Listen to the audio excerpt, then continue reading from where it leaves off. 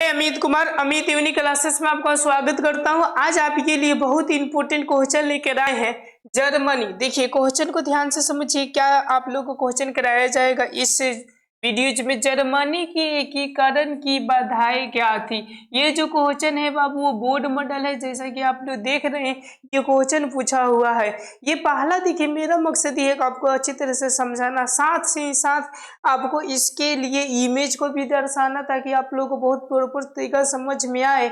और समझने के बाद से आपको मैंने लास्ट में क्या कर दूंगा, इस प्रश्न के सारे मटेरियल आपको दे दूंगा, ताकि आप स्क्रीनशॉट भी ले सकते हैं और चाहे तो आप लोग लिख भी सकते हैं। तो चलिए हम लोग पहला मकसद में काम करें, आपको समझाने के लिए। ओके, क्योंकि परीक्षा में बोलते यथासंभव विद्यार्थी अपने शब्दों में लिखे, तो हम लोग अपने शब्दों में लिखेंगे। देखिए सबसे पहले हम लोग क्वेश्चन को समझ लेते हैं। जर्मनी, ये जर्मनी कहाँ का था। ओके, तो आप लोग याद रखिएगा जो जर्मनी है ये यूरोप जो महादेश है ना, ओके, ये इसमें क्या अवस्थित है, यूरोप महादेश में। एकीकरण के मतलब मैं आपको बता दूं कि उसको एक में करना, जैसे टुकड़े टुकड़े भागों को एक में जोड़ने का ही। अब बधाई के मतलब समझ सकते हैं कि समस्या क्या थी जर्मनी के पास में। तो मैं इसका आंसर आपको बताऊं कि सबसे माने बधाई सबसे बड़ी जो था ना उसका नाम था, आप लोग ये आंसर कहीं ना कहीं डालना जरूरी है, जिसका नाम था ऑस्ट्रिया। क्या नाम था रे बाबू, ऑस्ट्रिया नाम था। ये बहुत बड़ी क्या था, बधाई था। ऐसा क्यों, अब आपके मन में प्रश्न उठ रहा है कि ऐसा क्यों, ऑस्ट्रेलिया कैसे था आपका। तो मैं आपको बताऊं कि यहाँ के जो चांसलर थे, चांसलर जो थे, चांसलर के मतलब मैं बता दूं प्रधानमंत्री जो थे, ओके, उनका नाम क्या था आपका, तो याद रखिएगा मेटरनिख था, जो घोर प्रतिक्रियावादी था। जो कैसा था रे बाबू, घोर प्रतिक्रियावादी था। यहाँ तक आप लोग समझ में आ गया। इतना आंसर देना जरूरी है। कौन कौन सा कि वहाँ के जो मतलब सबसे बड़ी बधाई ऑस्ट्रेलिया था, वहाँ के चांसलर मेटरनिख था, जो कि घोर प्रतिक्रियावादी था। पहला हम लोग कारण दे सकते हो कि बधाओं में। दो नंबर हम लोग कह सकते हैं ओके कि घोर मतलब प्रतिक्रियावादी इच्छावादी होने की वजह से यहाँ का जितने सामाजिक धार्मिक संस्कृति था, कहाँ का था बाबू, जर्मनी का जो भी कौन कौन सा था, सामाजिक के मतलब आप लोग समझ पा रहे कि जो समाज में होने वाले ओके, धार्मिक याद रखिएगा, कौन सा रे बाबू, धार्मिक और संस्कृति में क्या थी, बहुत बड़ी विषमताएं थी।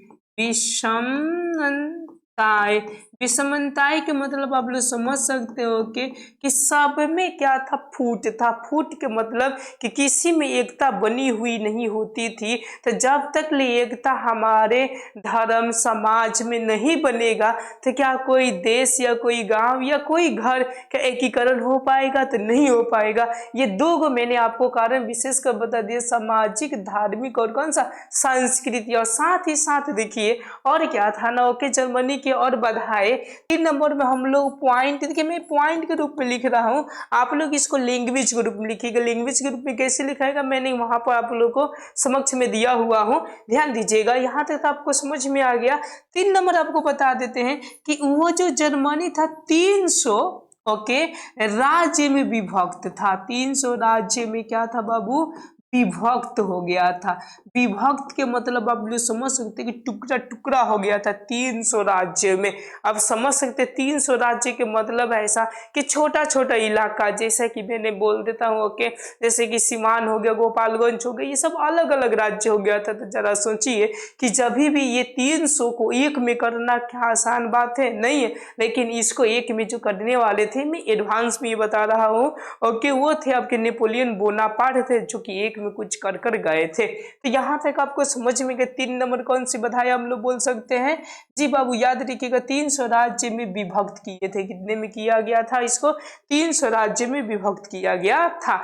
तो हम लोग इतना आंसर हम लोग मिलाकर लिख देंगे तो हमारा आंसर हो जाएगा। अब चलिए, अब यहाँ पर आपको इमेज के साथ में कुछ बताने को चाहते, देखिए ये आपका मेन आंसर हो गया। इसको लिखाएगा कैसे, तुरंत मैं यहाँ पर बताता हूँ आपको ओके। देखिए ये था आपका जर्मनी के एकीकरण की के सब बधाई थी, जो कि ये सारे के सारे व्यक्ति क्या कर रहे हैं, इस बधाव को लेकर समझिए कि यहाँ पर सब मीटिंग फीटिंग कर रहे हैं। अब देखिए इसका आंसर देखिए बाबू क्या है। ओके, देखिए जर्मनी के एकीकरण के निम्नलिखित प्रमुख बधाई थी, ऐसा आपको लिखना है। यानी टॉपिक बाई टॉपिक भी लिख सकते हैं कि लगभग 300 छोटे बड़े राज्य में क्या हुए थे, विभक्त हुए थे, जो कि एक में करना उतना पॉसिबल नहीं था। ये भी मतलब बहुत बड़ी समस्या थी।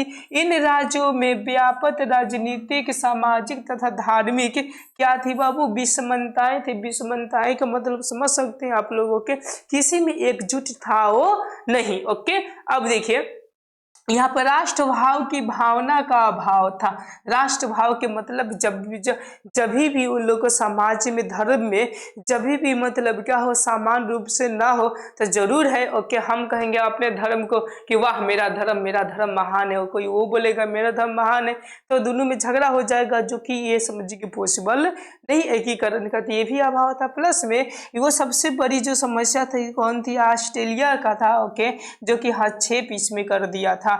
और एक था आपका कौन सा, मेटरनिक की प्रतिक्रियावादी नीति जो था वो उनको क्या कर दिया था, तो यूं समझिए बधाई बनाकर रखा हुआ था।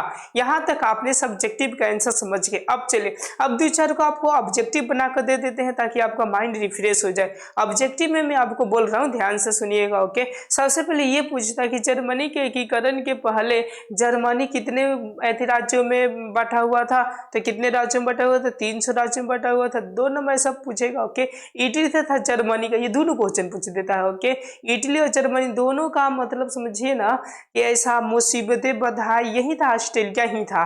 ठीक है ना, तो ये सब पूछता है इटली या जर्मनी के प्रमुख बधाई कौन सा था, तो याद रखिएगा ऑस्ट्रेलिया था। ये सारी चीजें आपसे क्वेश्चन पूछ सकते हैं। धन्यवाद बाबू। ओके, इसका आंसर मैंने दिया। आपको पसंद आए तो लाइक सब्सक्राइब और दोस्तों के साथ शेयर करना ना भूलें।